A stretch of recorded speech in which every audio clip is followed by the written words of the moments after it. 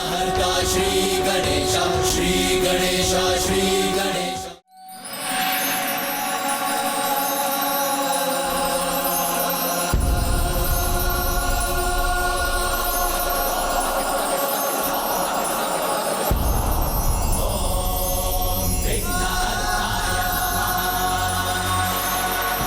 हमें आज्ञा दीजिए प्रभु।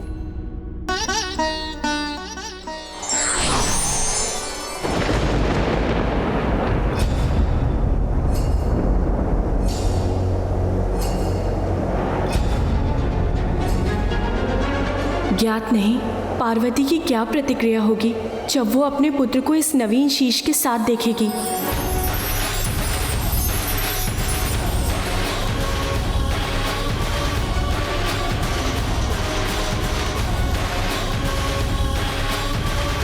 पार्वती नंदन के पुनः जीवन ने अंततः हम देवताओं को माता के कोप से रक्षित कर दिया। मेरे पुत्र को इस बार मैं स्वयं से दूर नहीं जाने दूंगी। स्वामी, स्वामी,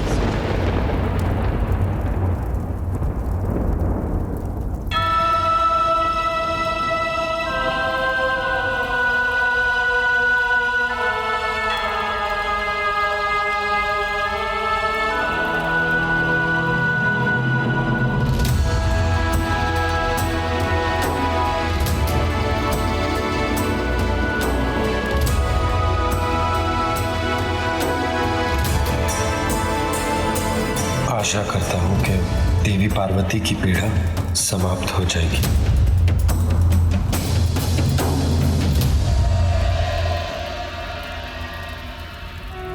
माँ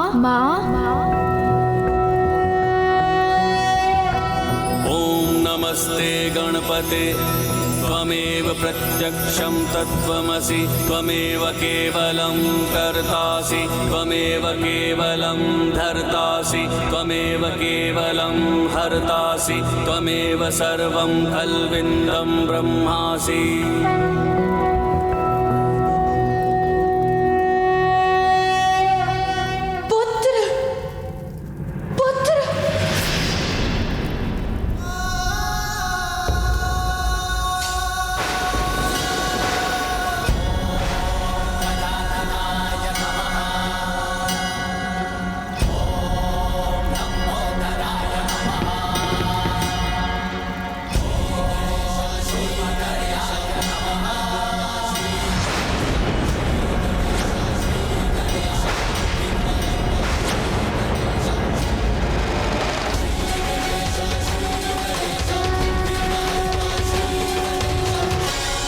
कौन है ये बालक? माँ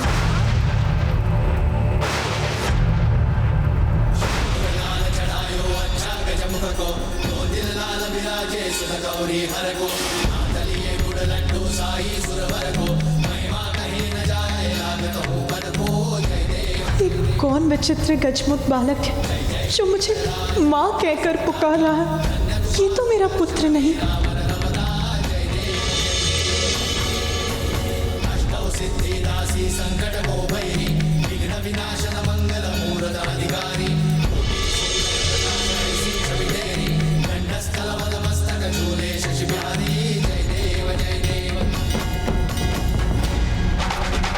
मेरे पुत्र का सुंदर मुखड़ा तो मेरे हृदय में बसा है, जिसे मैंने ही अपनी कल्पना से बनाया था। फिर ये बालक कौन है?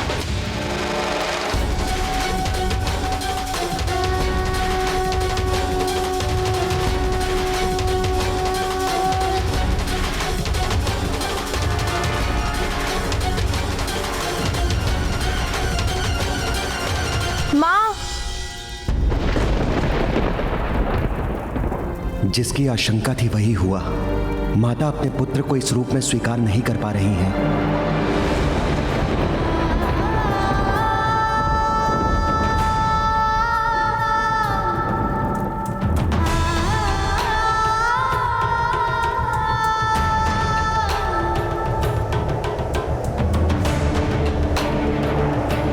देवी पार्वती इस प्रकार लौट क्यों गई? क्या हो गया है उन्हें?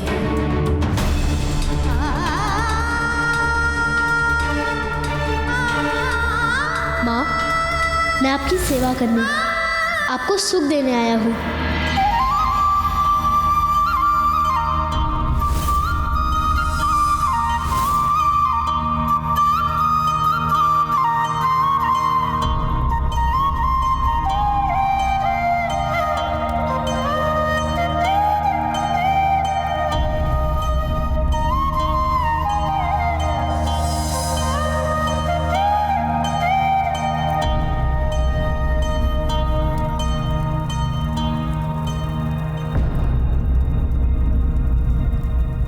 स्वामी,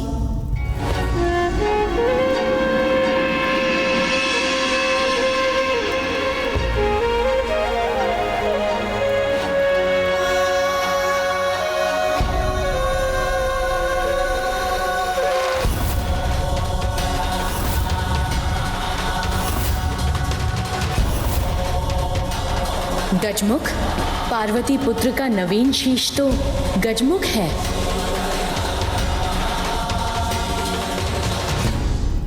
नहीं नहीं, ये अवश्य स्वामी की कोई लीला है।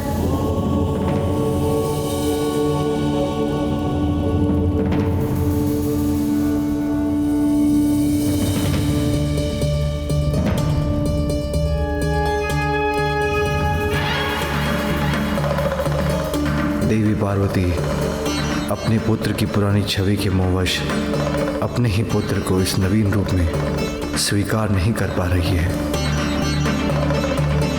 किंतु अपनी मां के मुंह फैलने से इसके कोमल हृदय को आहत होने से बचाना होगा। पुत्र, तुम कुशल तो हो ना?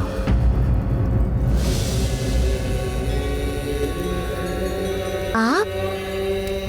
अब तुम्हारी उद्दंडता की अति हो चुकी है। मैंने तो तभी कह दिया था कि मैं किसी भी अवस्था में आपको इस रेखा के आगे नहीं जाने दूंगा। आपको तो मैंने भीतर जाने से रोकने के लिए आपसे युद्ध किया था ना? माँ का आदेश था कोई भीतर नहीं जाना चाहिए और मैंने उन्हें वचन दिया था। मैं स्नान करने जा रही हूँ, स्मरण रहे किसी को भी भीतर मत आने देना। मैं वचन देता हूँ माँ, किसी को भी भीतर आने नहीं दूंगा।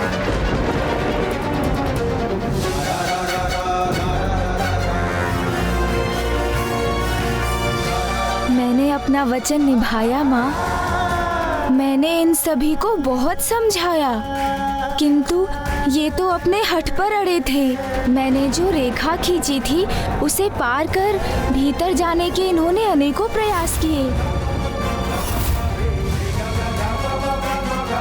किंतु मैंने किसी को भी भीतर जाने नहीं दिया।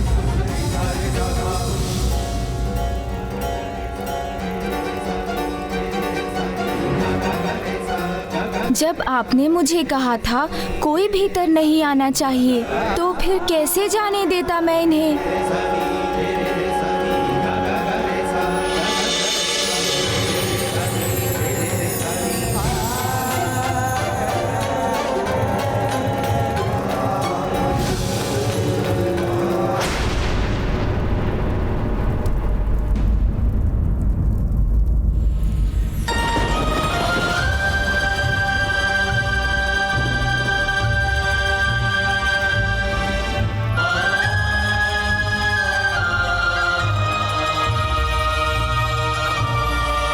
कैसे मान लूं कि यही बालक मेरा वो पुत्र है जिसे मैं स्नान के पूर्व बाहर छोड़कर गई थी।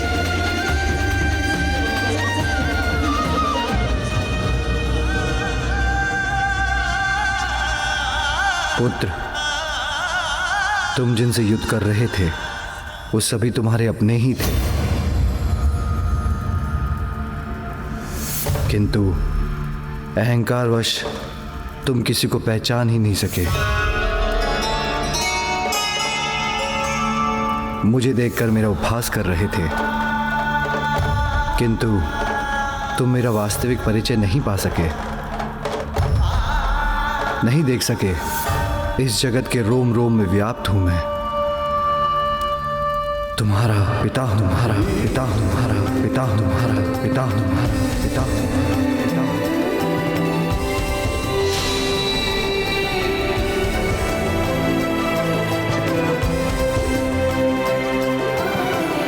पिता, आप हैं मेरे पिता? पिता, संपूर्ण जगत मुझे जगत पिता कहकर पुकारता है, किंतु इस बालक के मुख से पिता पुकारा जाना तो मेरे लिए भी कितना सुखदायी है।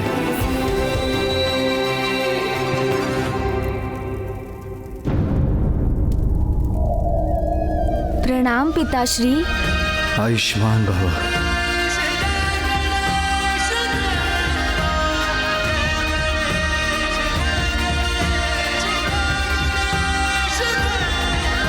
उठो पुत्र।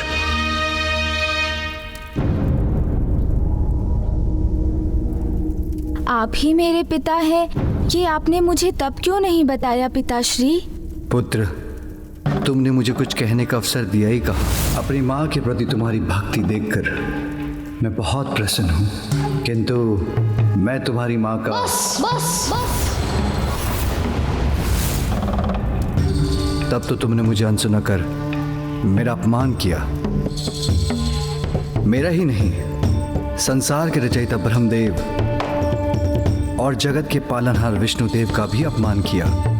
हमसे व्यर्थ संघर्ष मत करो, मत करो। मुझे जो करना है वो मैं करके ही रहूंगा। चले जाइए यहाँ से। संसार के सभी क्रियाकलापों के संरक्षक, धर्म कर्म में सहायक सभी देवताओं का अपमान कर उन पर भी आक्रमण किया तुमने। इंद्रदेव, वायुदेव, अग्निदेव, कुबेर, वरुण देव, सूर्यदेव, यमराज, नागराज, वासुकी, इन सभी पर अपनी माता से प्राप्त शक्ति का दुरुपयोग किया तुमने।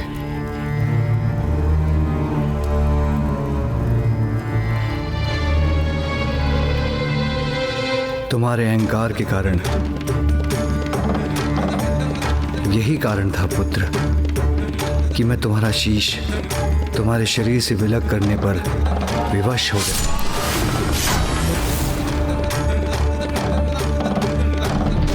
और अब तुम्हें एक नवीन शीश प्राप्त हुआ है। नवीन शीश? अर्थात मेरे अहंकार के कारण मैंने सभी को कठिनाई में डाल दिया और पिताश्री को मुझे एक नवीन शीश देना पड़ा।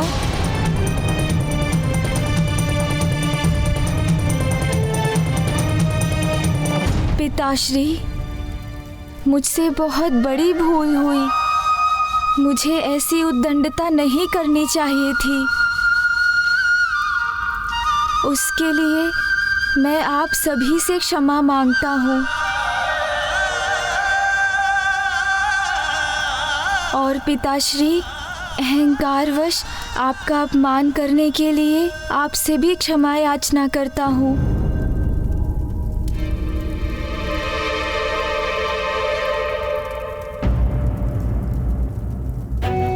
क्या इसलिए माँ मुझसे इतनी कुपित है? माँ की दी हुई शक्ति से पिताश्री के मान को ठेस पहुँचाने की उद्दंडता जो कर बैठा। किंतु माँ देखिए ना, अब तो मैं उद्दंड भी नहीं रहा। अपना अहंकार भी त्याग दिया मैंने और जो भूल मैंने की उसके लिए सभी से क्षमा याचना भी कर ली।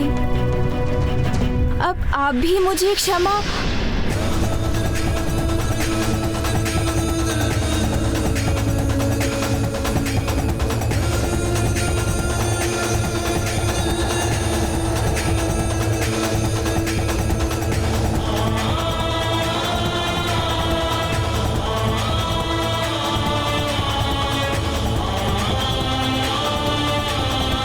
माँ ने मुझसे अपना मुख क्यों फेर लिया?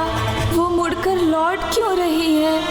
प्रतीत होता है मुझे अभी भी क्षमा नहीं किया माँ ने। वो तो मुझसे अब भी क्रोधित हैं। इस बालक को तो माता पार्वती ने अस्वीकार कर दिया, किंतु इसमें उनका भी क्या दोष? प्रश्न तो ये उठता है, क्या इस गजमुखी बालक का किसी भी माता द्वारा स्वीकार किया जाना संभव है? असंभव। अभी उनके पास जाकर उन्हें मनाऊंगा तो माँ अवश्य मान जाएंगी। बहुत स्नेह करती है मुझसे, तो अधिक समय तक क्रोधित नहीं रह सकेंगी वो। तुम अपनी माँ के पास जाना चाहते हो ना पुत्र? जी पिताश्री। अवश्य जाना, किंतु उसके पूर्व एक बार अपने नवीन शीश के दर्शन तो कर लो। पिताश्री उचित कहते हैं, मुझे अपने नवीन शीश को तो देख ही लेना चाहिए। आओ पुत्र।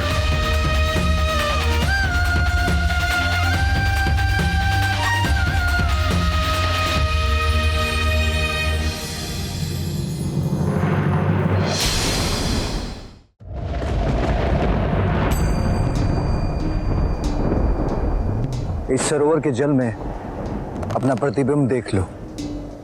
आगे बढ़ो।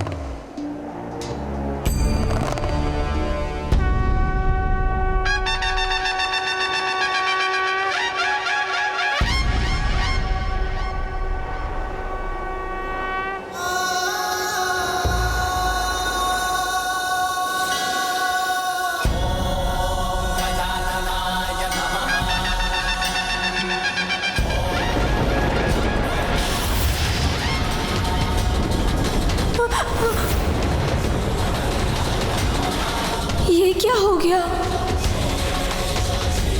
नहीं नहीं, ये कैसा शीश है? ये मेरा शीश नहीं हो सकता। आपका पुत्र तो मेरी कल्पना से भी अधिक सुंदर है। कितनी मनमोहक मुस्कान है, जैसे चारों दिशाओं को प्रकाशित कर रही हो। मेरे पास आओ, मैं तुम्हें संसार का सबसे सुंदर बालक बना दूंगी। मेरे पास आओ, मैं तुम्हें सृष्टि का समस्त ज्ञान दूंगी। ऐसा शीश कैसे हो सकता है मेरा?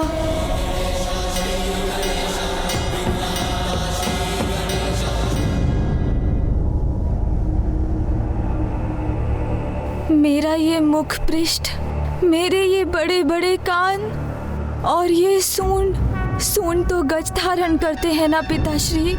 मेरा ये सुंदर शीश गज के शीश में कैसे परिवर्तित हो गया पिताश्री? पुत्र, मेरा त्रिशूल अहंकार का नाश करने में कोई भेद नहीं करता। तुम्हारे मस्तिष्क पर अहंकार हावी हो गया था। वस्त्र के स्थान पर पशु चर्म से अपना तन ढकते हैं।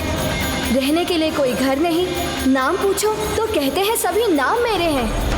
अब ऐसी बात करने वाले को बहरूपिया नहीं तो और क्या कहूँ, और क्या कहूँ, और क्या कहूँ, और क्या कहूँ। जिसे नष्ट करने के लिए मेरे त्रिशूल ने तुम्हारे शीश को तुम्हारे तन से विलग कर दिया,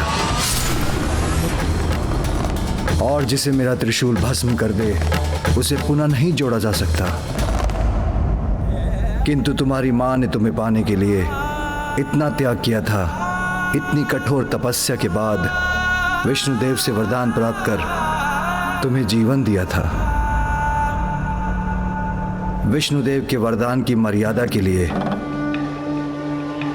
तुम्हारी माँ की पुत्र प्राप्ति की प्रबल इच्छा को साकार बनाने के लिए और भविष्य में तुम्हारे द्वारा होने वाले जगत कल्याण के लिए तुम्हें दूसरा शीश देकर पुनर्जीवित तो करना ही था पुत्र।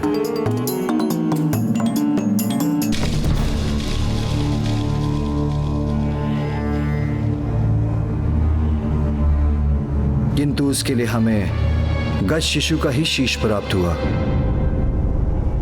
अपनी माँ के लिए तो मैं संसार का सबसे सुंदर बालक हूँ।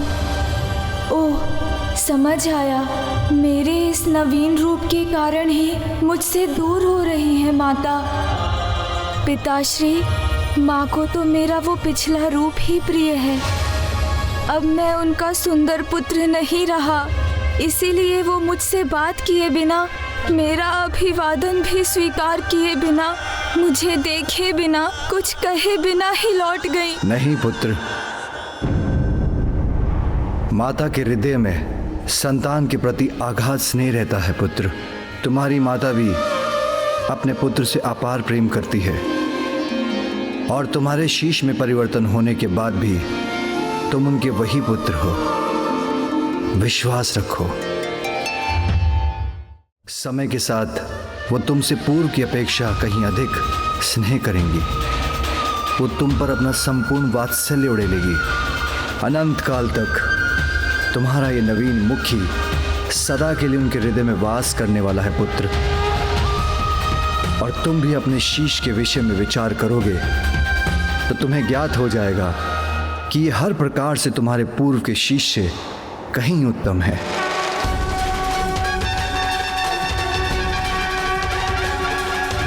उचित है पिताश्री, मैं अवश्य विचार करूंगा। मुझे आशीष दीजिए।